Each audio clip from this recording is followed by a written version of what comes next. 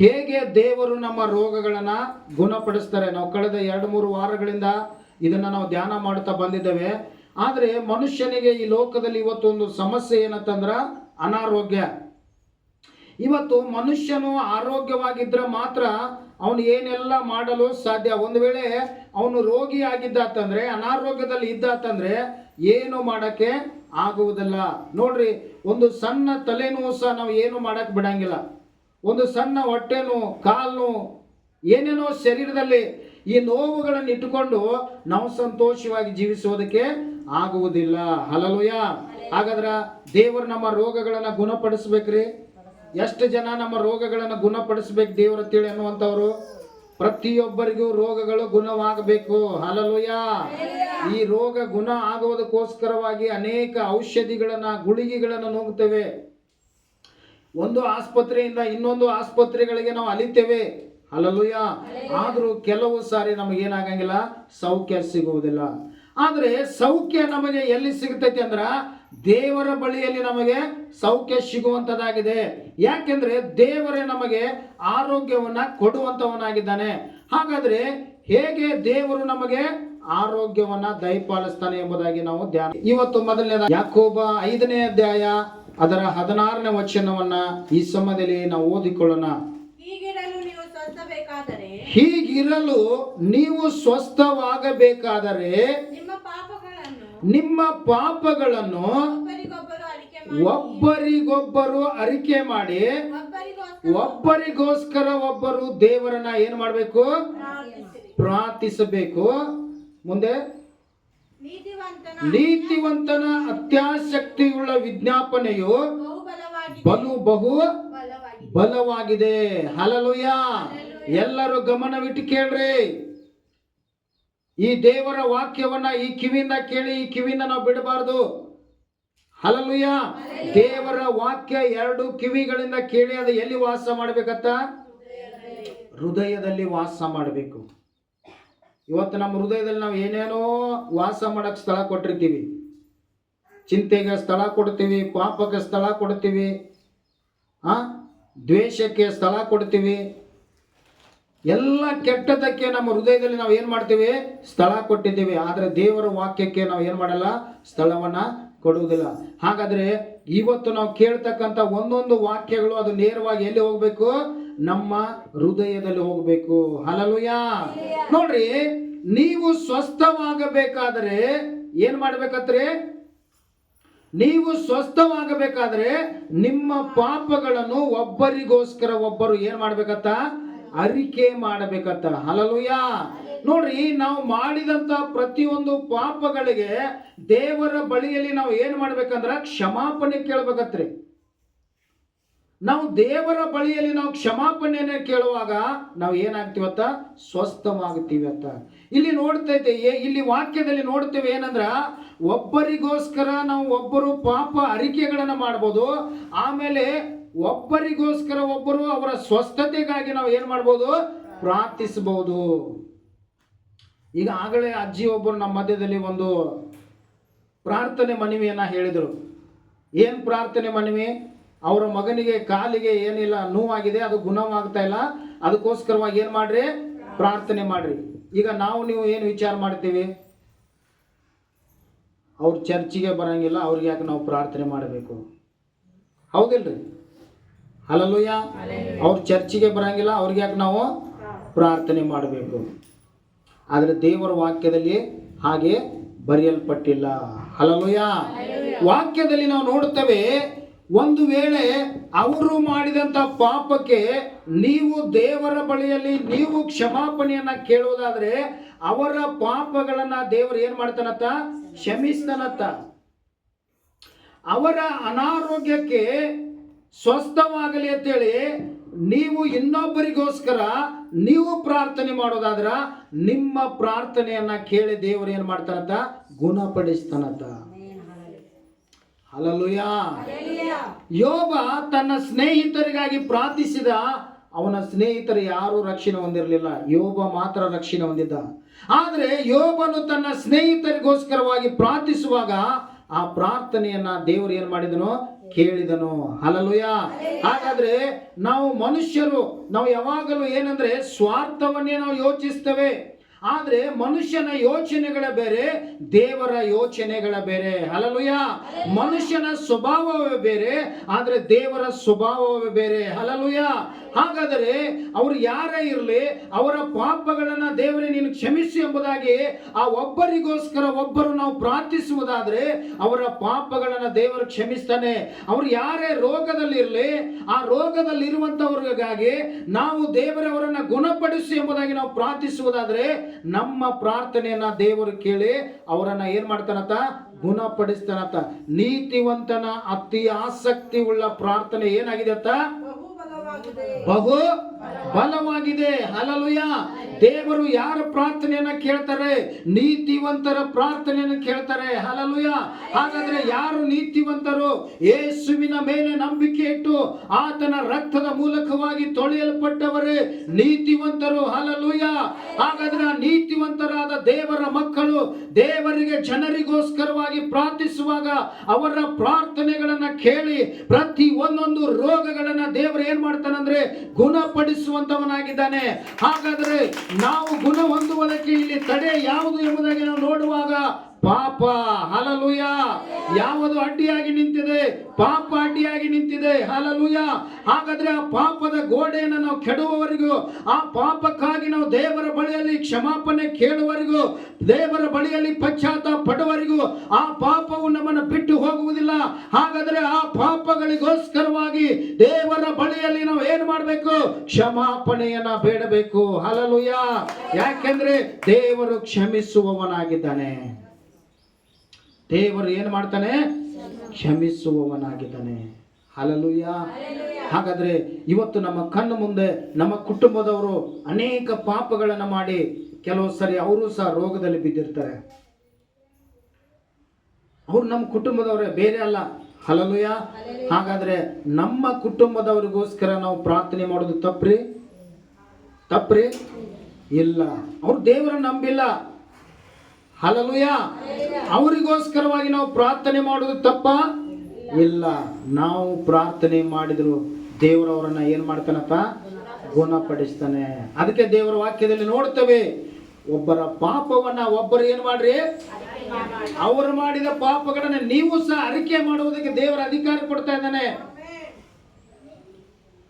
ಅವನು ಪಾಪ ಮಾಡಿದಾನ, ಅವನೇ ಕ್ಷಮಾಪಣೆ ಕೇಳಿ ಅಂತ ಹೇಳಿಲ್ಲ. ಹಲ್ಲೆಲೂಯ. ಅವರ ಮಾಡಿದ ಪಾಪಕ್ಕೆ ನೀವು ಸಹ ಇಲ್ಲಿ ದೇವರ ಬಳಿಯಲ್ಲಿ ಏನು ಮಾಡಬಹುದು? ಕ್ಷಮಾಪಣೆ ಬೇಡಬಹುದು. ಹಾಗಾದ್ರೆ ಅವರ ಅನಾರೋಗ್ಯವನ್ನ ಗುಣಪಡಿಸುವುದಕ್ಕಾಗಿ ನಾವು ನೀತಿವಂತರಾಗಿ, ಹಲ್ಲೆಲೂಯ, ಆಸಕ್ತಿಯಿಂದ ಹೆಂಗೆ ಪ್ರಾರ್ಥಿಸ್ಬೇಕಂದ್ರೆ, ಅತಿ ಆಸಕ್ತಿಯಿಂದ ಹೇಗೆ ಪ್ರಾರ್ಥಿಸ್ಬೇಕಂತ? ಬಲವಾಗಿ ಪ್ರಾರ್ಥಿಸ್ಬೇಕಂತ. ಎಷ್ಟು ಜನರು ಬಲವಾಗಿ ಪ್ರಾರ್ಥನೆ ಮಾಡ್ತಾ ಇದ್ದೀರಿ?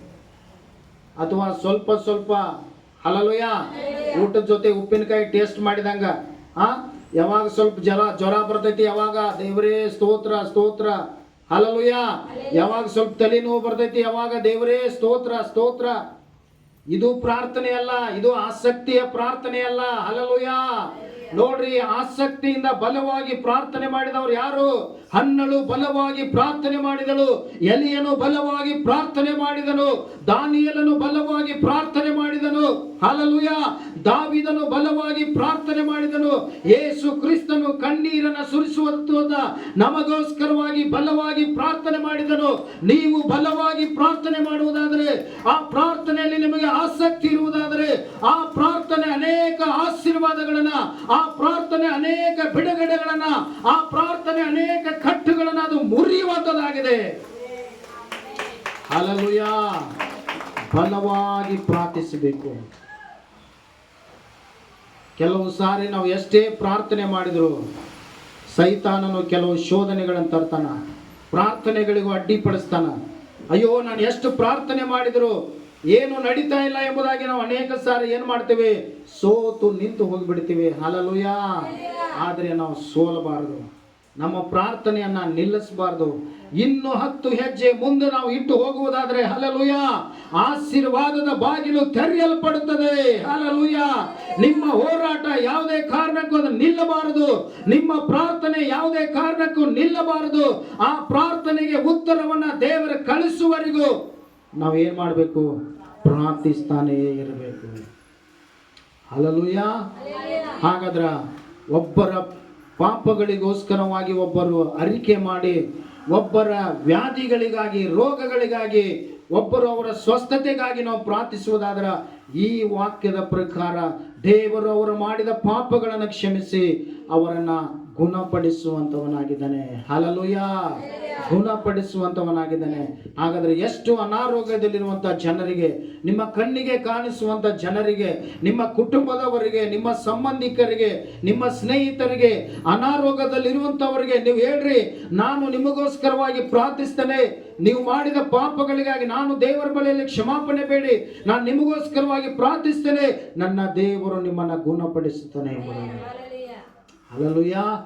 ಹಾಗಾದ್ರೆ ಪ್ರೀತಿಯುಳ್ಳ ದೇವರ ಮಕ್ಕಳೇ, ಅವ್ರು ನಂಬಿಲ್ಲ, ಅವ್ರ ರಕ್ಷಣೆ ಮಾರ್ಗದಲ್ಲಿ ಇಲ್ಲ ಎಂಬುದಾಗಿ ಹಲ್ಲೆಲೂಯ ತಾತ್ಸಾರ ಮಾಡಬೇಡ್ರಿ.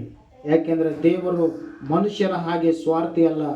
ದೇವರು ಈ ಭೂಮಿ ಮೇಲಿರುವ ಪ್ರತಿಯೊಬ್ಬೊಬ್ಬರನ್ನ ದೇವರು ಏನ್ ಮಾಡ್ತಾನಂದ್ರೆ ಪ್ರೀತಿಸುವವನಾಗಿದ್ದಾನೆ. ಈ ಭೂಮಿ ಮೇಲಿರುವ ಪ್ರತಿಯೊಬ್ಬ ಮನುಷ್ಯನು ಇವತ್ತು ದೇವರಿಗೆ ಸಂಬಂಧಪಟ್ಟವನಾಗಿದ್ದಾನೆ. ಹಲ್ಲೆಲೂಯ. ಹಾಗಾದ್ರೆ ಎಲ್ಲರನ್ನ ದೇವರು ಕರುಣಿಸುವವನಾಗಿದ್ದಾನೆ. ಮುಂದಿನ ವಾಕ್ಯದಲ್ಲಿ ನಾನು ಹೇಳ್ತೇನೆ. ಅದಕ್ಕೆ ನೋಡ್ರಿ, ನಮ್ಮ ಪಾಪಗಳನ್ನ ದೇವರ ಮುಂದೆ ನಾವು ಏನು ಮಾಡಬೇಕು? ಅರಿಕೆ ಮಾಡಬೇಕು. ಒಂದು ವಚನ ಓದ್ರಿ, ಜ್ಞಾನೋಕ್ತಿಗಳು 28ನೇ ಅಧ್ಯಾಯ 13ನೇ ವಚನ.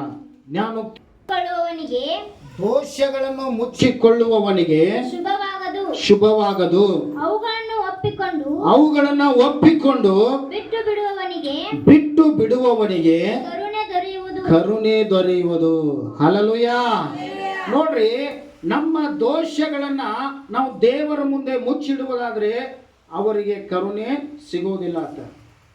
ಈಗ ನಿಮ್ಮ ಮಕ್ಕಳು ತಪ್ಪು ಮಾಡಿರುವಾಗ ಅವರು ನೀವು ಬಡಿತಾ ಇರ್ತೀರಿ. ನೀವು ಬಡಿಯುವುದನ್ನ ಯಾವಾಗ ನಿಲ್ಲಿಸ್ತೀರಿ? ನೀವು ಬಡಿಯುವುದನ್ನ ಯಾವಾಗ ನಿಲ್ಲಿಸ್ತೀರಿ? ನಾನು ತಪ್ಪು ಮಾಡಿದ್ದೇನೆ, ಇನ್ನೊಂದು ಸಾರಿ ನಾನು ತಪ್ಪು ಮಾಡುವುದಿಲ್ಲ, ನನ್ನನ್ನು ಬಿಟ್ಟು ಬಿಡು ಎಂಬುದಾಗಿ ನೀವು ಹೇಳಿದಾಗ ಬಿಡ್ತೀರಿ. ಅಂದ್ರೆ ಅದರ ಅರ್ಥ ಏನಂದ್ರೆ, ಆ ಮಗನು ತನ್ನ ತಪ್ಪನ್ನು ಒಪ್ಪಿಕೊಂಡಿದ್ದಾನೆ ಎಂಬುದಾಗಿ ನಿಮಗೆ ಅರ್ಥ ಆಗಿ ನೀವು ಬಡಿಯುವುದನ್ನ ನಿಲ್ಲಿಸ್ತೀರಿ.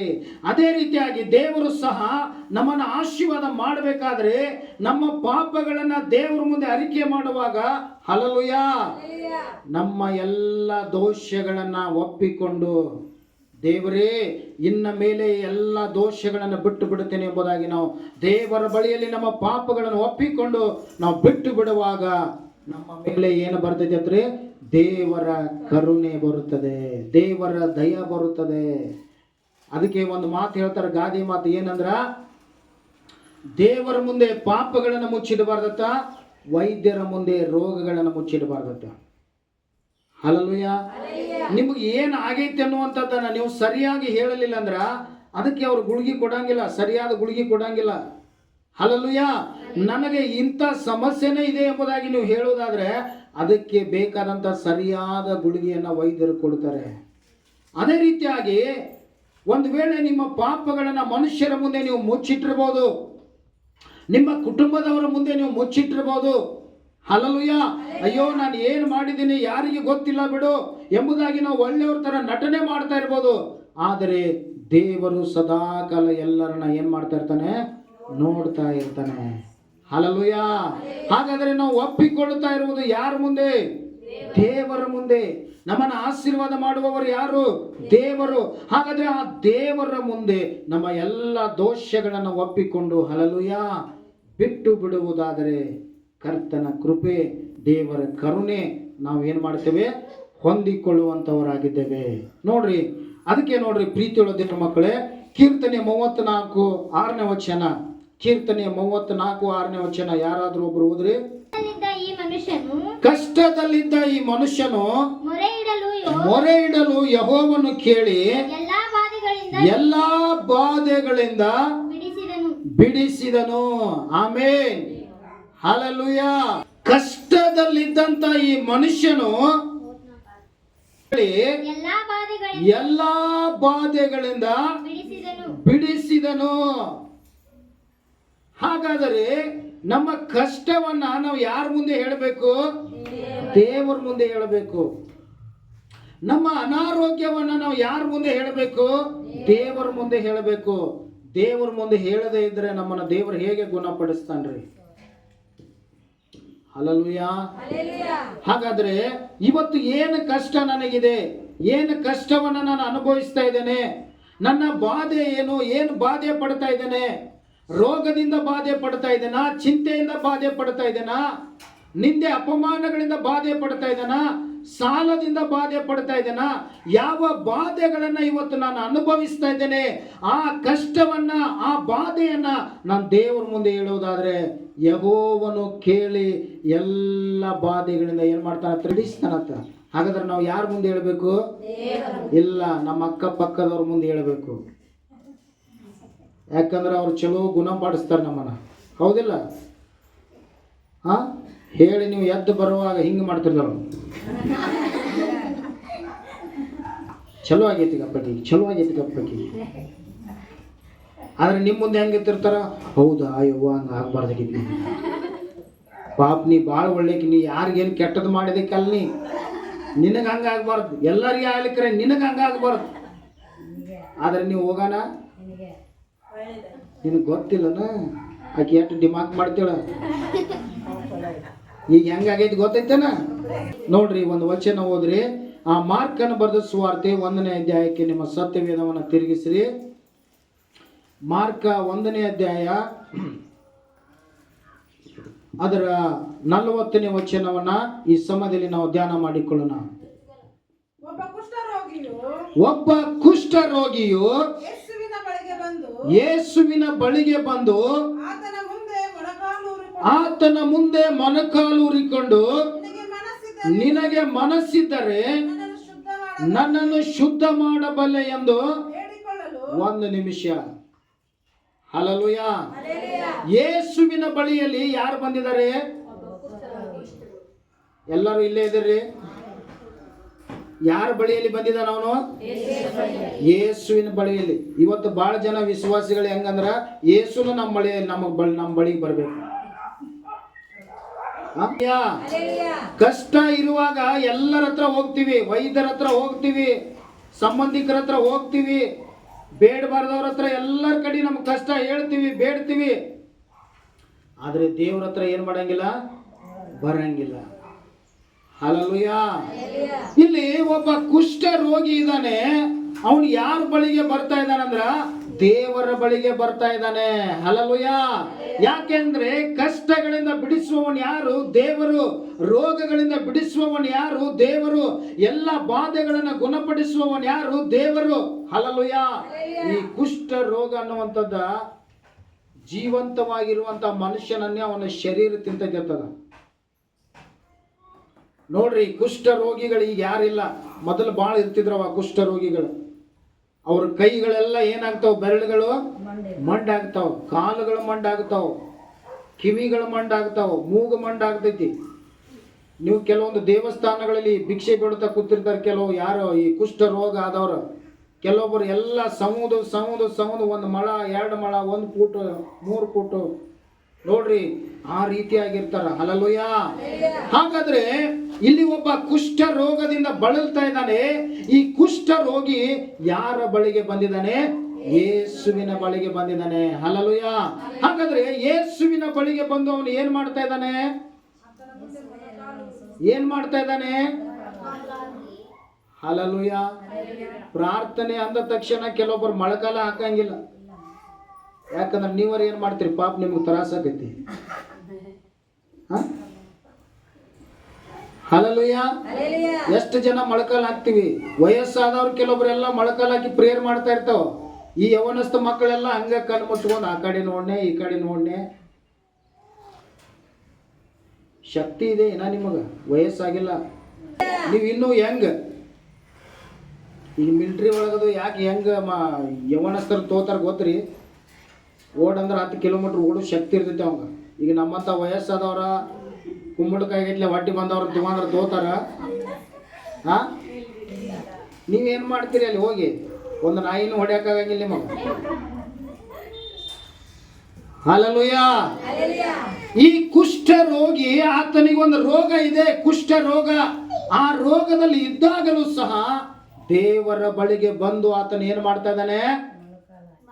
ಮೊಳಕಾಲ್ ಹಾಕ್ತಾ ಇದ್ದಾನೆ. ಇಲ್ಲೆಲ್ಲ ಕೆಲವೊಬ್ಬರೆಲ್ಲ ನೀವು ಸ್ಕೂಲಿಗೆ ಹೋಗ್ತೀರಿ, ನಿಮ್ಮ ಹೆಡ್ ಮಾಸ್ಟರ್ ಅದು ಬಂದ್ರೆ ಏನು ಮಾಡ್ತೀರಿ ನೀವು? ಹಾಗೆ ಹಾ ಹಾ ಹಾ ಹಾ ಅನ್ಕೋತ ಕುಂಡಿರ್ತೀರಿ. ಹಾ, ಏನ್ ಮಾಡ್ತೀರಿ ಅವ್ರ ಮುಂದ?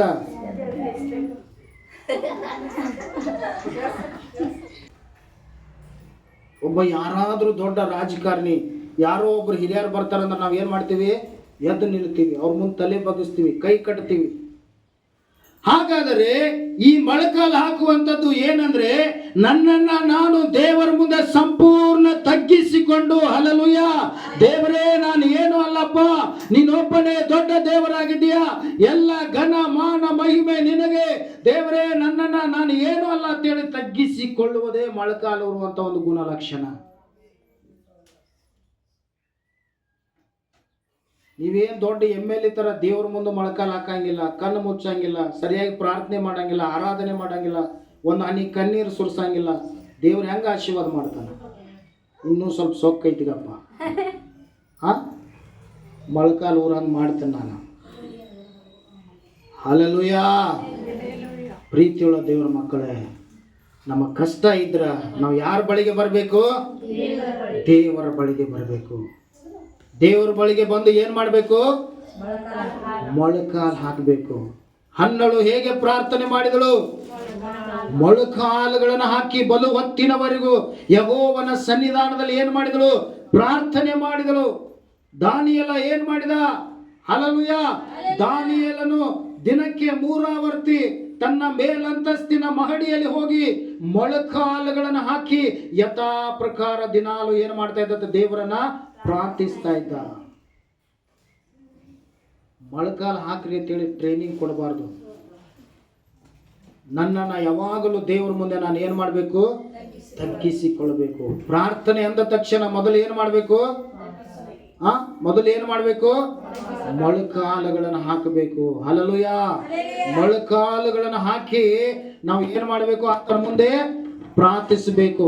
ಈ ಕುಷ್ಠ ರೋಗಿ ಯೇಸುವಿನ ಬಳಿಗೆ ಬಂದು ಆತನ ಮುಂದೆ ಮೊಳಕಾಲು ಊರಿಕೊಂಡು ಯೇಸುವಿಗೆ ಕೇಳ್ತಾ ಇದ್ದಾನೆ. ಏನ್ ಕೇಳ್ತಾ ಇದ್ದಾನೆ? ಓದಮ್ಮ ಅದನ್ನ. ಎಲ್ಲಿ ಬಿಟ್ಟೆ? ಅಲ್ಲಿಂದ. ನಿನಗೆ ಮನಸ್ಸಿದ್ದರೆ. ಹಾ, ಯಾಕೆ ಈ ಪಾಯಿಂಟ್ ಕೇಳ್ತಾ ಇದ್ದಾನ ಅವನು? ಯೇಸುವಿಗೆ ಎಲ್ಲರನ್ನೂ ಗುಣಪಡಿಸ್ಬೇಕಂತೇಳಿ ಮನಸ್ಸಿದೆ, ಬಟ್ ಇವನು ಯಾಕೆ ಈ ಪಾಯಿಂಟ್ ಕೇಳ್ತಾ ಇದ್ದಾನ? ಆ ಕುಷ್ಠರೋಗ ಎದರಿಂದ ಬಂದಿತ್ತು ಗೊತ್ತಾ? ಹಳೆ ಒಡಂಬಡಿಕೆಯಲ್ಲಿ ಯಾವ ಮನುಷ್ಯನು ಪಾಪ ಮಾಡ್ತಾನೋ, ಯಾವ ಮನುಷ್ಯನು ದೇವರಿಗೆ ವಿರುದ್ಧವಾಗಿ ಜೀವಿಸ್ತಾನೋ, ಅವಿಧೇಯನಾಗಿ ಜೀವಿಸ್ತಾನೋ, ಅಂಥವರು ಕುಷ್ಠ ರೋಗಕ್ಕೆ ಒಳಗಾಗ್ತಾ ಇದ್ರು. ಹಲ್ಲೆಲೂಯ. ಅಂದ್ರೆ ಕುಷ್ಠ ರೋಗ ಬಂದಿದೆ ಅಂದ್ರೆ ಅವನು ಏನೋ ಒಂದು ಪಾಪ ಮಾಡಿದಾನೆ, ಅದರ ನಿಮಿತ್ತವಾಗಿ ಅವನು ಅಶುದ್ಧವಾಗಿದ್ದಾನೆ. ಅವನು ಸಭೆಯನ್ನ ಬಿಟ್ಟು, ಜನಾಂಗಗಳನ್ನ ಬಿಟ್ಟು, ಕುಷ್ಠ ರೋಗಿಗಳು ಆಗಿನ ಸಮಯದಲ್ಲಿ ಹೊರಗಡೆ ಇರಬೇಕಾಗಿತ್ತು. ಹಲ್ಲೆಲೂಯ. ಅದಕ್ಕೆ ಅವನು ಬಂದು ಪ್ರಾರ್ಥನೆ ಮಾಡ್ತಾ ಇದ್ದಾನೆ. ದೇವರೇ, ನಾನು ಹೇಗೂ ಪಾಪ ಮಾಡಿದ್ದೇನೆ, ನಾನು ಅಶುದ್ಧನಾಗಿದ್ದೇನೆ, ನಿನ್ನ ಬಳಿಯಲ್ಲಿ ಬೇಡುವುದಕ್ಕೆ ಯಾವ ಯೋಗ್ಯತೆ ನನಗಿಲ್ಲ. ಆದರೂ ನನ್ನ ಅಪರಾಧಗಳನ್ನು ಕ್ಷಮಿಸಿ, ನನ್ನ ಪಾಪಗಳನ್ನು ಕ್ಷಮಿಸಿ, ನಿನಗೆ ಗುಣಪಡಿಸುವುದಕ್ಕೆ ಮನಸ್ಸಿದ್ದರೆ ನನ್ನನ್ನು ಗುಣಪಡಿಸು ಎಂಬುದಾಗಿ ದೇವರ ಬಳಿಯಲ್ಲಿ ಏನು ಮಾಡ್ತಾ ಇದ್ದಾನೆ? ಅವನು ಪ್ರಾರ್ಥನೆ ಮಾಡ್ತಾ ಇದ್ದಾನೆ. ಹಲ್ಲೆಲೂಯ. ಹಾಗಾದ್ರೆ ಯೇಸು ಕ್ರಿಸ್ತನು ಏನು ಹೇಳ್ತಾರೆ ಅವನಿಗೆ? ಮಗನೇ, ಸರಿಯಾದ ಪಾಪ ಮಾಡಿ ಸರಿಯಾದ ಶಿಕ್ಷೆ ಅನುಭವಿಸೈತಿದೆ, ಹೋಗತ್ತಂದ್ರು. ಹಲ್ಲೆಲೂಯ. ಏನ್ ಹೇಳಿದ್ರು? ಮುಂದೆ ಹೋದ್ರಿ. ನಿನಗೆ ಮನಸ್ಸಿದ್ದರೆ ನನ್ನನ್ನು ಶುದ್ಧ ಮಾಡಬಲ್ಲೆ ಎಂದು ಬೇಡಿಕೊಳ್ಳಲು ಆತನು ಕನಿಕರಪಟ್ಟು ಕೈ ನೀಡಿ ಅವನನ್ನ ಮುಟ್ಟಿ ನನಗೆ ಮನಸ್ಸುಂಟು ಶುದ್ಧವಾಗುವಂದನು. ಕೂಡಲೇ ಅವನ ಕುಷ್ಠವು ಹೋಗಿ ಅವನು ಶುದ್ಧನಾದನು. ಹಲ್ಲೆಲೂಯ. ಆಗಿನ ಸಮಯದಲ್ಲಿ ಕುಷ್ಠ ರೋಗಿಗಳನ್ನು ಯಾರು ಮುಟ್ತಾ ಇರಲಿಲ್ಲ. ಆದ್ರೆ ಯೇಸು ಕ್ರಿಸ್ತನ ಏನ್ ಮಾಡಿದ್ರು, ಅವನನ್ನ ಮುಟ್ಟಿ ಮೊದಲು ಏನ್ ಮಾಡಿದ್ರಂತಲ್ಲಿ ಕನಿಕರ. ಹಲ್ಲೆಲೂಯಾ. ಏನ್ ಮಾಡಿದ್ರಂತ ದೇವರು, ಕನಿಕರ. ಆದ್ರೆ ಬೇಡಿಕೊಂಡಂತ ವ್ಯಕ್ತಿ ಒಳ್ಳೆಯವನಾಗಿದ್ದನೋ ಕೆಟ್ಟವನಾಗಿದ್ದನೋ? ಕೆಟ್ಟವನು. ಅವನು ಆ ಕೆಟ್ಟದ್ದರ ನಿಮಿತ್ತವಾಗಿ ಅವನಿಗೆ ಕುಷ್ಠ ರೋಗ ಬಂದಿದೆ, ಅವನು ಅಶುದ್ಧವಾಗಿದ್ದಾನೆ, ಊರು ಹೊರಗಡೆ ಅವನು ಇರಬೇಕಾಗಿದೆ. ಈ ಕೆಟ್ಟವನು ಬಂದು ದೇವರ ಬಳಿಯಲ್ಲಿ ಅವನು ಏನ್ ಮಾಡ್ತಾ ಇದ್ದಾನ, ಬೇಡಿಕೊಳ್ತಾ ಇದ್ದಾನ. ಹೆಂಗ ಬೇಡಿಕೊಳ್ತಾ ಇದ್ದಾನ? ಮೊಳಕಾಲುಗಳನ್ನು ಹಾಕಿ ತಗ್ಗಿಸಿಕೊಂಡು. ಒಂದು ಹೆಸರು ಏನಂದ್ರೆ ಕನಿಕರವುಳ್ಳವನು. ಕನಿಕರವುಳ್ಳವನೇ, ಮನ ಮರಗುವ ದೇವನೇ. ಚಪ್ಪಳಿ ತಟ್ಟಕ್ ಬರ್ತೈತಿಲ್ಲ? ಮನ ಮರಗುವ ದೀರ್ಘ ಶಾಂತಿ ಪೂರ್ಣ ಪ್ರೀತಿ ತುಂಬಿರುವವನೇ. ದೀರ್ಘ ಶಾಂತಿ ಪೂರ್ಣ ಪ್ರೀತಿ ತುಂಬಿರು ನನ್ನೇಸು ರಾಜ ಸ್ತೋತ್ರ. ನನ್ನೇಸು ಸ್ತೋತ್ರ. ಸ್ತುತಿ ಸ್ತುತಿ ಜೀವಾಂತ. Amen amen. ಸ್ತುತಿ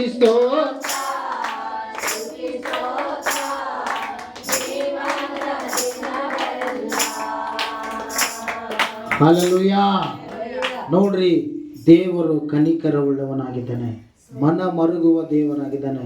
ಮನುಷ್ಯರ ಹಾಗೆ ಆತನು ಕಠಿಣ ಹೃದಯವುಳ್ಳವನಲ್ಲ. ಮನುಷ್ಯರು ಏನಾದ್ರೂ ನಾವು ತಪ್ಪುಗಳನ್ನು ಮಾಡುವಾಗ, ಹಲ್ಲೆಲೂಯಾ, ನಮಗೆ ಏನಾದ್ರೂ ಶಿಕ್ಷೆಗಳು ಬಂದ್ರೆ ಅವನಿಗೆ ಬಂದಿರುವಂಥದ್ದು ಸರಿಯಾದದಿದೆ, ಅವನು ಇನ್ನೂ ಶಿಕ್ಷಿಸಲ್ಪಡಲಿ, ಇನ್ನೂ ಕಷ್ಟ ಅನುಭವಿಸಲಿ, ಅವನು ಹೀಗೆ ಕಷ್ಟ ಅನುಭವಿಸುತ್ತಾ ಏನ್ ಮಾಡ್ಲಿ, ನರಳಾಡ್ಲಿ ಎಂಬುದಾಗಿ ಮನುಷ್ಯರು ಇಷ್ಟಪಡ್ತಾರೆ. ಆದರೆ ದೇವರು ಹಾಗೆ ಇಷ್ಟಪಡಲಿಲ್ಲ.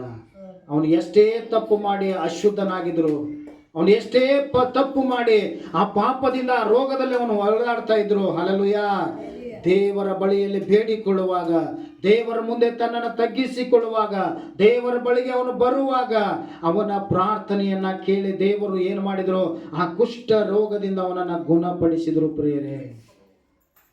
ಹಾಗಾದ್ರೆ ದೇವರು ಆ ಕುಷ್ಠ ರೋಗಿಗೆ ಕನಿಕರ ತೋರಿಸಿ ಗುಣಪಡಿಸಿದರೆ, ಹಾಗಾದ್ರೆ ನನ್ನ ಒಂದು ತಲೆ ನೋವನ್ನ ದೇವರಿಗೆ ಗುಣಪಡಿಸಕ್ಕಾಗುವುದಿಲ್ಲ, ನನ್ನೊಂದು ಕಾಲು ನೋವನ್ನ ದೇವರಿಗೆ ಗುಣಪಡಿಸಕ್ಕಾಗುವುದಿಲ್ಲ, ನನ್ನ ಹೊಟ್ಟೆ ನೋವನ್ನ ದೇವರಿಗೆ ಗುಣಪಡಿಸಕ್ಕಾಗುವುದಿಲ್ಲ. ಹಲ್ಲೆಲೂಯಾ. ಖಂಡಿತವಾಗಲೂ ಆಗುತ್ತದೆ. ಹಲ್ಲೆಲೂಯಾ. ನಾವು ಆತನ ಬಳಿಗೆ ಬಂದು ನಮ್ಮನ್ನ ತಗ್ಗಿಸಿಕೊಂಡು ನಮ್ಮ ಪಾಪಗಳಿಗಾಗಿ ನಾವು ಪಶ್ಚಾತ್ತಾಪ ಪಟ್ಟು, ಹಲ್ಲೆಲೂಯಾ, ಆತನ ಬಳಿಯಲ್ಲಿ ಬೇಡಿಕೊಳ್ಳುವುದಾದ್ರೆ ಆತನ ಏನ್ ಮಾಡ್ತಾನೆ, ನಮ್ಮನ್ನ ಗುಣಪಡಿಸುತ್ತಾನೆ. ಎಲ್ಲಾ ತರದ ರೋಗಗಳನ್ನು, ಎಲ್ಲಾ ತರದ ಬೇನೆಗಳನ್ನು ಹಲ್ಲೆಲೂಯಾ ಏನು ಮಾಡಿದ್ರಂತ ಯೇಸು? ಪ್ರತಿ ಒಂದೊಂದು ಹಳ್ಳಿಗಳಿಗೆ ಹೋಗಿ, ಹಲ್ಲೆಲೂಯಾ, ಪ್ರತಿ ಒಂದೊಂದು ಹಳ್ಳಿಗಳನ್ನು ಸುತ್ತಿದ್ರಂತ. ನಾವು ಇವತ್ತು ಹಳ್ಳಿಗೆ ಹೋಗಂಗಿಲ್ಲ, ಪಟ್ಟಣಗಳನ್ನು ಸುತ್ತೀವಿ ನಾವು. ಯಾಕಂದ್ರೆ ಹಳ್ಳಿಯಾಗ ಏನು ಇರಂಗಿಲ್ಲ. ಅಲ್ಲೇನು ಬಿಡ್ರಿ, ಯೇಸು ಯಾವ ಊರುಗಳನ್ನ ಆಯ್ಕೆ ಮಾಡ್ಕೊಂಡ್ರತ್ತ? ಹಳ್ಳಿಗಳನ್ನ. ಯಾಕಂದ್ರೆ ಹಳ್ಳಿಯಲ್ಲಿರುವಂಥ ಜನ ಭಾಳ ಮುಗ್ದತ್ತ, ಅವ್ರಿಗೇನು ಗೊತ್ತಿರಂಗಿಲ್ಲ ಪಾಪ. ಏನು ಮಾಡಿದ್ರು ಅವ್ರು? ಮಾಡಿದ ಮೊದಲನೇ ಕೆಲಸ ಏನು? ಅಲ್ಲಿರುವಂಥ ರೋಗಿಗಳನ್ನ ಏನು ಮಾಡಿದ್ರತ್ರಿ? ವಾಸಿ ಮಾಡುತ್ತಾ ಬಂದನು. ಲೂಕನ ಬರೆದ ಸುವಾರ್ತೆ 23ನೇ ಅಧ್ಯಾಯ ಅದರ 39ನೇ ವಚನ ಯಾರಾದರೂ ಒಬ್ಬರು ಓದ್ರಿ. ತೂಗು ಹಾಕಿದ ಆ ದುಷ್ಕರ್ಮಿಗಳಲ್ಲಿ ಒಬ್ಬನು ಆತನನ್ನ ದೂಷಿಸಿ, ನೀನು ಬರಬೇಕಾದ ಕ್ರಿಸ್ತನಲ್ಲವೇ? ನಿನ್ನನ್ನು ರಕ್ಷಿಸಿಕೋ. ಹಾ, ಒಂದು ನಿಮಿಷ. ಈಗ ಯೇಸು ಕ್ರಿಸ್ತನನ್ನ ಸಿಲುಬೆ ಮೇಲೆ ಹಾಕಿದಾಗ ಯೇಸು ಕ್ರಿಸ್ತನ ಒಬ್ಬನನ್ನೇ ಸಿಲುಬೆಗೆ ಹಾಕಲಿಲ್ಲ. ಹಲ್ಲೆಲೂಯಾ. ಅಲ್ಲಿ ಇನ್ನೂ 2 ಜನರನ್ನ ಏನ್ ಮಾಡಿದ್ದಾರೆ? ಸಿಲುಬೆಗೆ ಹಾಕಿದ್ದಾರೆ. ಅವ್ರು ಯಾರು? ಯಾವಾಗ ನಿಮ್ಮ ಮನೆ ತುಡುಗು ಮಾಡ್ರಿ ಅವ್ರು ಕಳ್ರತ್ತೀರಿ ನೀವು. ಹಲ್ಲೆಲೂಯಾ. ನೋಡ್ರಿ, ಕಳ್ಳತನದಲ್ಲಿ ಜೀವಿಸ್ತಾ ಇರುವಂತ 2 ಕಳ್ಳರನ್ನ ಏನ್ ಮಾಡಿದ್ದಾರೆ? ಒಬ್ಬನ ಬಲಗಡೆಯಲ್ಲಿ ಒಬ್ಬನನ್ನ ಎಡಗಡೆಯಲ್ಲಿ ಯೇಸುವಿನ ಜೊತೆಯಲ್ಲಿ ಏನ್ ಮಾಡಿದ್ದಾರೆ? ಸಿಲುಬೆಗೆ ಹಾಕಿದ್ದಾರೆ. ಹಲ್ಲೆಲೂಯಾ. ಆದ್ರೆ ಒಬ್ಬ ಕಳ್ಳ ಪ್ರಾರ್ಥನೆ ಮಾಡ್ತಾ ಇದ್ದಾನ. ಹೆಂಗ ಪ್ರಾರ್ಥನೆ ಮಾಡ್ತಾ ಇದ್ದಾನ? ನೀನು ಬರಬೇಕಾಗಿರುವ ಕ್ರಿಸ್ತನಾಗಿದ್ದರೆ, ನೀನು ದೇವ ಕುಮಾರನಾಗಿದ್ದರೆ ನಿನ್ನನ್ನ ಮೊದಲು ಏನ್ ಮಾಡು? ರಕ್ಷಿಸಿಕೋ, ಆಮೇಲೆ ನನ್ನನ್ನು ಏನ್ ಮಾಡು? ರಕ್ಷಿಸು. ಕೆಲವೊಬ್ರು ಹೇಳ್ತಾರ, ಆ ಯೇಸು ತನ್ನ ರಕ್ಷಣೆ ಮಾಡ್ಕೊಳಕ್ಕಾಗಿಲ್ಲ, ತಾನ ಕೈಗೆಲ್ಲ ಮಳೆ ಹೊಡ್ಕೊಂಡು ಸಿಲುಬೆ ಮ್ಯಾಗ ಸತ್ತಾನ, ನಿಮ್ಮನ್ನೇನು ರಕ್ಷಣೆ ಮಾಡ್ತಾನ ಅಂತೇಳಿ ಕೇಳಿ ನೀವು. ನಾವು ಸೇವೆ ಮಾಡುವಾಗ ನಮಗೆ ಭಾಳ ವಿಚಿತ್ರವಾದ ಜನಗಳು ಗಂಟು ಬೀಳ್ತಾರೆ. ಅಲ್ಲಿಗೆ ಕ್ವಶನ್ ಮಾಡ್ತಾರೆ ಕೆಲವೊಬ್ಬರು, ನಿಮ್ಮ ಯೇಸುಗ ಅವನನ್ನೇ ರಕ್ಷಣೆ ಮಾಡ್ಕೊಳಕ್ಕಾಗಿಲ್ಲ, ಅವನೇ ಕೈ ಕಾಲುಗಳಲ್ಲಿ ಮಳೆ ಹೊಡಿಸ್ಕೊಂಡು ಆ ಸಿಲುಬೆ ಮ್ಯಾಗ ಸತ್ತಿದಾನ, ಅವನ ಸಿಲುಬೆ ಬಿಟ್ಟು ಕೆಳಗೆ ಇಳಿಯಕ್ಕಾಗಲಿಲ್ಲ, ಇನ್ನು ನಿಮ್ಮನ್ನೇನು ರಕ್ಷಣೆ ಮಾಡ್ತಾನ ಅಂತ ಕೇಳ್ತಾರ. ಯೇಸು ಸೃಷ್ಟಿಕರ್ತ. ಹಲ್ಲೆಲೂಯಾ. ಆತನು ಒಂದು ಮಾತು ಹೇಳಿದ್ರ ಕೋಟ್ಯಾನುಗಟ್ಟಲೆ ದೇವದೂತರು ಇಳಿದು ಬರ್ತಿದ್ರು. ತಲ್ಲಿ ಎಷ್ಟು ಜನ ಇಳಿದು ಬರ್ತಿದ್ರು? ಕೋಟಿಗಟ್ಟಲೆ ದೇವದೂತರು ಇಳಿದು ಬರ್ತಿದ್ರು. ಆದ್ರೆ ಯೇಸು ಎಲ್ಲವನ್ನ ಎದಕ್ಕಾಗಿ ಸಹಿಸಿಕೊಂಡಿದ್ರು? ಯಾಕೆ ಮೌನವಾಗಿದ್ರು? ಹಲ್ಲೆಲೂಯಾ. ಹಲ್ಲೆಲೂಯಾ. ಯಾರಿಗೋಸ್ಕರವಾಗಿ? ನಮಗೋಸ್ಕರವಾಗಿ. ಯೇಸು ಈ ಲೋಕಕ್ಕೆ ಆತನು ಹೇಗೆ ಬಂದಿದ್ದಾನೆ? ಯಜ್ಞದ ಕುರಿಯಾಗಿ ಬಂದಿದ್ದಾನೆ. ಹಲ್ಲೆಲೂಯಾ. ಕುರಿಯನ್ನ ಎದಕ್ಕಾಗಿ ಕಡಿತಾರೆ ಅಂದ್ರೆ, ನಾನು ಮಾಡಿದ ಪಾಪಗಳನ್ನೆಲ್ಲ ಅದರ ಮೇಲೆ ಹಾಕಿ ನನ್ನ ಪಾಪದ ನಿಮಿತ್ತವಾಗಿ ಅದನ್ನ ಏನ್ ಮಾಡ್ತಾ ಇದ್ರು? ಯಜ್ಞ ಮಾಡ್ತಾ ಇದ್ರು. ಹಲ್ಲೆಲೂಯಾ. ಹಾಗಾದ್ರೆ ಈ ಮನುಷ್ಯರ ಮಾಡಿದ ಪ್ರತಿಯೊಂದು ಪಾಪಗಳಿಗಾಗಿ, ಇವರ ಶಾಪಗಳಿಗಾಗಿ ನಾನು ಯಜ್ಞದ ಕುರಿಮರಿಯಾಗಿ ಬಂದಿದ್ದೇನೆ. ಹಲ್ಲೆಲೂಯಾ. ಇಗೋ ನನ್ನ ಪ್ರಾಣವನ್ನೇ ಇವರಿಗೋಸ್ಕರವಾಗಿ ನಾನು ಕೊಡುತ್ತೇನೆ ಎಂಬುದಾಗಿ ನಮಗೋಸ್ಕರವಾಗಿ ಪ್ರಾಣ ಕೊಟ್ಟನೆ ಹೊರತು ಆತನ ಕೈಲಾಗಲ್ದ ಹೇಡಿಯಾಗಿ ಪ್ರಾಣ ಕೊಡಲಿಲ್ಲ. ಹಲ್ಲೆಲೂಯಾ. ನನ್ನ ಪಾಪಗಳನ್ನು ಹೊತ್ತು ತೀರಿಸಬೇಕಾಗಿತ್ತು. ಅದಕ್ಕಾಗಿ ಯೇಸು ಕ್ರಿಸ್ತನ ಏನ್ ಮಾಡಿದ್ರು ಅಂದ್ರೆ ಸಿಲುಬೆ ಮೇಲೆ ಅವರು ಮೌನವಾಗಿದ್ರು. ಆದ್ರೆ ಈ ಕಳ್ಳನಿಗೆ ಅದು ಅರ್ಥ ಆಗಲಿಲ್ಲ. ಹಲ್ಲೆಲೂಯಾ. ಈ ಕಳ್ಳನು ಅಂತ ಒಂದು ಶಿಕ್ಷೆಯನ್ನು ಅನುಭವಿಸ್ತಾ ಇದ್ರು ಸಹ ಇನ್ನು ದುರಂಕಾರದಿಂದ ಇವನು ಪ್ರಾರ್ಥನೆ ಮಾಡ್ತಾ ಇದ್ದಾನೆ. ಏನ್ ಪ್ರಾರ್ಥನೆ ಮಾಡ್ತಾ ಇದ್ದಾನೆ ಅಂದ್ರೆ, ನೀನು ಬರಬೇಕಾದ ದೇವ ಕುಮಾರನು ರಕ್ಷಕನು ಆಗಿದ್ದರೆ ಮೊದಲು ನಿನ್ನನ್ನು ರಕ್ಷಿಸಿಕೋ, ಆಮೇಲೆ ನಮ್ಮನ್ನು ಏನ್ ಮಾಡು? ರಕ್ಷಿಸು. ದೇವರು ಅವನ ಪ್ರಾರ್ಥನೆ ಕೇಳಲಿಲ್ಲ. ದೇವರು ಅವನ ಪ್ರಾರ್ಥನೆ ಕೇಳಲಿಲ್ಲ. ಹಾಗಾದ್ರೆ ಯಾರ ಪ್ರಾರ್ಥನೆ ದೇವರು ಕೇಳಿದ? ಮುಂದೆ ಓದ್ರಿ, ಎಲ್ಲಿ ಬಿಟ್ಟು ಅಲ್ಲಿಂದ ಓದಮ್ಮ. ನನ್ನನ್ನು ರಕ್ಷಿಸು ಎಂದು ಹೇಳಿದಕ್ಕೆ ಎರಡನೆಯವನು ಅವನನ್ನ ಗದರಿಸಿ ನೀನು ಇದೇ ದಂಡನೆಯಲ್ಲಿರುವಾಗಲೂ ದೇವರಿಗೆ ಹೆದರುವುದಿಲ್ಲವೋ? ನಾವಂತೂ ನ್ಯಾಯವಾಗಿ. ಒಂದು ನಿಮಿಷ. ಹಲ್ಲೆಲೂಯಾ. ಒಬ್ಬ ಕಳ್ಳ ಹಾಗೆ ಪ್ರಾರ್ಥನೆ ಮಾಡುವಾಗ, ಯೇಸುವಿನ ಜೊತೆ ಮಾತಾಡುವಾಗ ಇನ್ನೊಬ್ಬ ಕಳ್ಳ ಹೇಳ್ತಾ ಇದ್ದಾನೆ ಏನಂದ್ರೆ, ಅವನನ್ನು ಏನ್ ಮಾಡಿದವನು? ಗದರಿಸಿದ. ಸುಮ್ಮನೆ ಇರು, ಬಾಯಿ ಮುಚ್ಚು. ಇಷ್ಟು ತಪ್ಪು ಮಾಡಿ ಇಷ್ಟು ಶಿಕ್ಷೆ ಅನುಭವಿಸ್ತಾ ಇದ್ರು, ಇನ್ನು ನಿನಗೇನು ಬರಲಿಲ್ಲ? ಬುದ್ಧಿ ಬರಲಿಲ್ಲ. ಹಲ್ಲೆಲೂಯಾ. ದೊಡ್ಡ ಉಪದೇಶ ಮಾಡಕ್ ಬಂದಾನ. ನಾವಾದರೂ ಏನು ಮಾಡಿದ್ದೇವೆ? ತಪ್ಪು ಮಾಡಿದ್ದೇವೆ. ಈ ದಂಡನೆಗೆ ನಾವು ಏನಾಗಿದ್ದೇವೆ? ಯೋಗ್ಯರಾಗಿದ್ದೇವೆ. ಹಲ್ಲೆಲೂಯಾ. ಇದು ನಮಗೆ ಬರಬೇಕಾದಂತದ ಶಿಕ್ಷೆ. ಆ ಶಿಕ್ಷೆಯನ್ನು ನಾವು ಅನುಭವಿಸ್ತಾ ಇದ್ದೇವೆ. ಆದರೆ ಈತನಾದರೂ ಯಾವ ತಪ್ಪುಗಳನ್ನು ಮಾಡಲಿಲ್ಲ. ಹಲ್ಲೆಲೂಯಾ. ಈತನಲ್ಲಿ ಯಾವ ವಂಚನೆಯೂ ಇಲ್ಲ. ಈತನು ದಂಡನೆಗೆ ಯೋಗ್ಯನಾದ ವ್ಯಕ್ತಿ ಇಲ್ಲ. ಆದರೂ ಸಹ ಆತನ ದಂಡನೆಯನ್ನು ಅನುಭವಿಸ್ತಾ ಇದ್ದಾನೆ. ಆತನ ಬಗ್ಗೆ ನೀನು ಮಾತನಾಡಬೇಡ ಎಂಬುದಾಗಿ ಆತನ ಏನು ಮಾಡಿದ, ಅವನನ್ನ ಗದರಿಸಿದ. ಹಲ್ಲೆಲೂಯ. ಹಾಗಾದ್ರೆ ಅಷ್ಟಕ್ಕೆ ಹೇಳಿ ನಿಲ್ಲಿಸಲಿಲ್ಲ. ಅವನು ಏನಂದ್ರೆ ನಿಜವಾದ ದೇವ ಕುಮಾರನು ಈತನು, ನಿಜವಾದ ಎಲ್ಲ ಮನುಷ್ಯರ ಪಾಪಗಳನ್ನು ಹೊತ್ತುಕೊಂಡವನು ಈತನು, ನಿಜವಾಗಲೂ ಈತನು ರಕ್ಷಣೆ ಮಾಡುವವನಾಗಿದ್ದಾನೆ. ಯೇಸುವೇ, ನಾನು ಒಂದು ಪ್ರಾರ್ಥನೆ ಮಾಡುತ್ತೇನೆ, ಏನಂದ್ರೆ ಯೇಸುವೇ, ನಿನ್ನ ರಾಜ್ಯವನ್ನ ಪಡೆದವನಾಗಿ ನೀನು ಬರುವಾಗ ನನ್ನನ್ನ ನೆನೆಸಿಕೋ. ಯಾಕಂದ್ರೆ ನಾನು ಕಳ್ಳತನದಲ್ಲಿ ಪಾಪ ಮಾಡಿದ್ದೇನೆ, ನಾನು ಪಾಪಿಯಾಗಿ ದಂಡನೆಯನ್ನು ವಹಿಸ್ತಾ ಇದ್ದೇನೆ. ಯೇಸುವೇ, ನನ್ನನ್ನು ನೆನೆಸಿಕೋ ಎಂಬುದಾಗಿ ದೇವರ ಮುಂದೆ ಕನಿಕರದಿಂದ ತನ್ನ ತಗ್ಗಿಸಿಕೊಂಡು ಪ್ರಾರ್ಥನೆ ಮಾಡುವಾಗ ಯೇಸು ಅವನನ್ನು ನೋಡಿ ಹೇಳ್ತಾರೆ, ಏನಂದ್ರೆ ಇವತ್ತೇ ನೀನು ನನ್ನ ಸಂಗಡ ಪರದೇಶದಲ್ಲಿ ಇರ್ತೀಯ.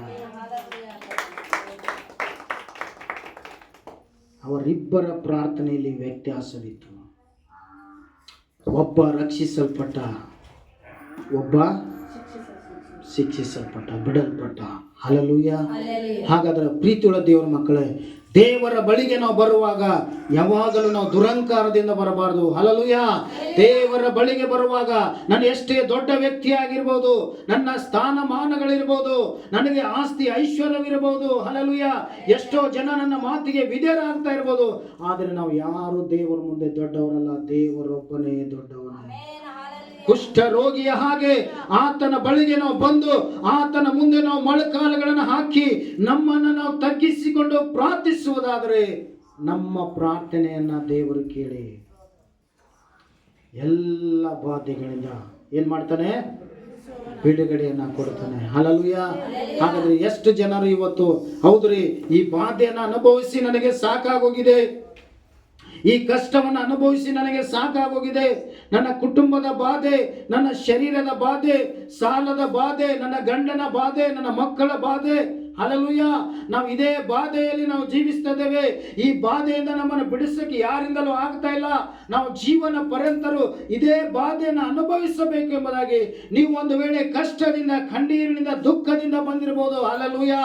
ಹಾಗಾದರೆ ಕಷ್ಟದಲ್ಲಿರುವಂತ ಮನುಷ್ಯನು ದೇವರ ಬಳಿಯಲ್ಲಿ ಬೇಡಿಕೊಳ್ಳುವಾಗ ಯೆಹೋವನು ಅವನ ಎಲ್ಲ ಬಾಧೆಗಳಿಂದ ಏನು ಮಾಡಿದನೋ, ಬಿಡಿಸಿದನು. ಎಲ್ಲರ ಕಣ್ಣುಗಳನ್ನು ಮುಚ್ಚರಿ, ಪ್ರಾರ್ಥನೆ ಮಾಡಿಕೊಳ್ಳೋಣ.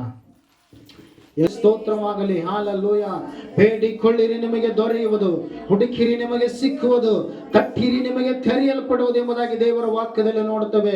ಪ್ರೀತಿಯುಳ್ಳ ದೇವರ ಮಕ್ಕಳೇ, ಇವತ್ತು ಯಾವ ಕಷ್ಟಗಳಿಂದ ಬಂದಿದ್ದಾರೆ, ಯಾವ ಕಣ್ಣೀರಿನಿಂದ ಬಂದಿದ್ದಾರೆ, ಯಾವ ಬಾಧೆಯಿಂದ ಬಂದಿದ್ದಾರೆ, ಓ ಆ ಕುಷ್ಠ ರೋಗಿಯ ಹಾಗೆ ದೇವರ ಮುಂದೆ ನಿಮ್ಮನ್ನು ತಗ್ಗಿಸಿಕೊಂಡವರಾಗಿ, ದೇವರ ಮುಂದೆ ನಿಮ್ಮನ್ನು ತಗ್ಗಿಸಿಕೊಂಡವರಾಗಿ ನಿಮ್ಮ ಕಷ್ಟವನ್ನ ಆತನ ಮುಂದೆ ಹೇಳಿಕೊಳ್ಳ್ರಿ, ನಿಮ್ಮ ದುಃಖವನ್ನ ಆತನ ಮುಂದೆ ಹೇಳಿಕೊಳ್ಳ್ರಿ.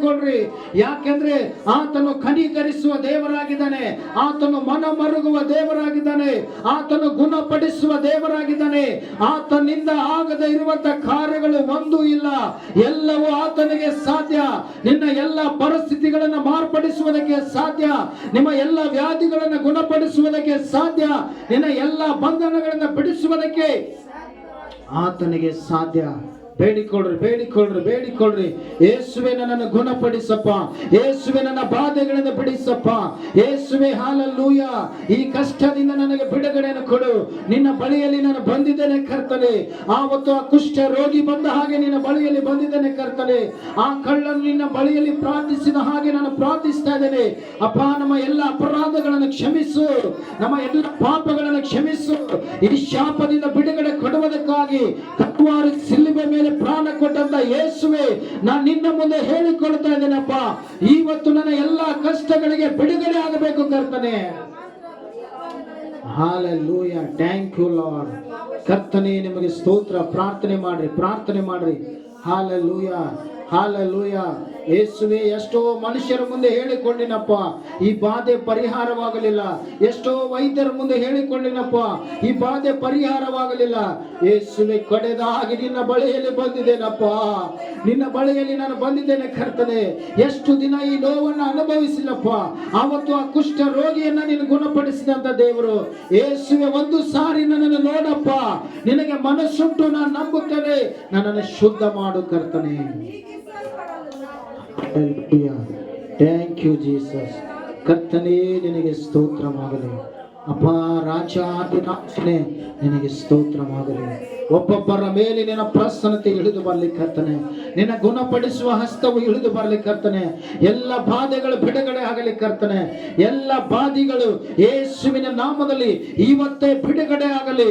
ಯೆಹೋವನು ನನ್ನನ್ನು ಗುಣಪಡಿಸಿದನು, ಯೇಸು ಕ್ರಿಸ್ತನು ನನ್ನನ್ನು ಗುಣಪಡಿಸಿದನು ಎಂಬುದಾಗಿ ಕರ್ತನೆ ಈ ಮಕ್ಕಳು ಸಾಕ್ಷಿ ಹೇಳುವಂತೆ, ಇವರು ಸಾಕ್ಷಿಯಾಗಿ ಜೀವಿಸುವಂತೆ ಒಬ್ಬೊಬ್ಬರ ಮೇಲೆ ಸ್ವಸ್ಥತೆ ಆತ್ಮನು ಇಳಿದು ಬರಲಿ. ಪರಿಶುದ್ಧಾತ್ಮನು ಇಲ್ಲಿ ಚಲಿಸಲಿ ಯೇಸುವಿನ ನಾಮದಲ್ಲಿ. ಹಲ್ಲೆಲೂಯಾ. ತಲೆಯಿಂದ ಪಾದದವರೆಗಿರುವಂತಹ ಎಲ್ಲ ರೋಗಗಳು ಈಗಲೇ ಗುಣವಾಗಲಿ ಕರ್ತನೆ. ಎಲ್ಲವೂ ಈಗಲೇ ಗುಣವಾಗಲಿ ಕರ್ತನೆ. ಇವರನ್ನು ಕಾಡ್ತಾ ಇರುವಂತಹ ಎಲ್ಲ ದುಷ್ಟ ಆತ್ಮಗಳು, ಎಲ್ಲ ಮಾಟಮಂತ್ರ ಶಕ್ತಿಗಳು, ಎಲ್ಲ ಶರೀರದ ರೋಗಗಳು ಯೇಸುವಿನ ನಾಮದಲ್ಲಿ ಗುಣವಾಗಲಿ. ಎಲ್ಲ ತಲೆನೋವು, ಮೈಕೈ ನೋವು, ಕೈಕಾಲು ನೋವುಗಳು ಯೇಸುವಿನ ನಾಮದಲ್ಲಿ ಎಲ್ಲವೂ ಗುಣವಾಗಲಿ ಕರ್ತನೆ. ಅಪ್ಪ ನೀತನ ಆಶೀರ್ವಾದ ಮಾಡು, ನಿನ್ನ ಕೃಪೆಯಿಂದ ತುಂಬಿಸಪ್ಪ. ಈ ಮಕ್ಕಳು ಈ ಸ್ಥಳವನ್ನು ಬಿಟ್ಟು ಹೋಗುವಾಗ ಸಮಾಧಾನವಾಗಿ, ಆರೋಗ್ಯವಾಗಿ, ಸಂತೋಷವಾಗಿ ಹೋಗುವಂತೆ ಸಹಾಯ ಮಾಡ್ರಿ. ಇವರು ನಿಮ್ಮ ಸಾಕ್ಷಿಯಾಗಿ ಜೀವಿಸುವಂತೆ ಸಹಾಯ ಮಾಡ್ರಿ. ನೀವು ಮಾಡಿದ ಅನೇಕ ಅದ್ಭುತಗಳನ್ನ ಅನೇಕ ಜನರಿಗೆ ಹೋಗಿ ತಿಳಿಸುವಂತೆ ಸಹಾಯ ಮಾಡ್ರಿ. ಇವರ ನಂಬಿಕೆಗೆ, ಇವರ ಅದ್ಭುತಗಳಿಗೆ ಅಡ್ಡಿಪಡಿಸುವಂತ ಎಲ್ಲ ಸೈತಾನನ ಕ್ರಿಯೆಗಳು ಯೇಸುವಿನ ಪಾದದಲ್ಲಿ ಅಡ್ಡ ಬಿದ್ದು ಲಯವಾಗಿ ಹೋಗಲಿ ಕರ್ತನೆ. ಹಲ್ಲೆಲೂಯಾ. ಅಪ್ಪ ಈ ಜನರನ್ನು ನೀನು ಆಶೀರ್ವಾದ ಮಾಡು, ನಿನ್ನ ಕೃಪೆಯಿಂದ ತುಂಬಿಸಪ್ಪ. ನಿನಗೆ ಸ್ತೋತ್ರ. ಎಲ್ಲ ಮಹಿಮೆ ನಿಮಗೆ ಸಲ್ಲಲಿ. ಯೇಸುವಿನ ನಾಮದಲ್ಲಿ ಪ್ರಾರ್ಥಿಸಿ ಬೇಡುತ್ತೇವೆ ನಮ್ಮ ಪರಲೋಕದ ಸ್ವರ್ಗೀಯ ತಂದೆಯೇ. ಆಮೇನ್, ಆಮೇನ್. ದೇವರು ಈ ವಾಕ್ಯವನ್ನು ಆಶೀರ್ವಾದ ಮಾಡಲಿ. ಕೇಳಿದಂಥ ನಿಮ್ಮೆಲ್ಲರನ್ನೂ ಸಹ ದೇವರ ಆಶೀರ್ವಾದ ಮಾಡಲಿ.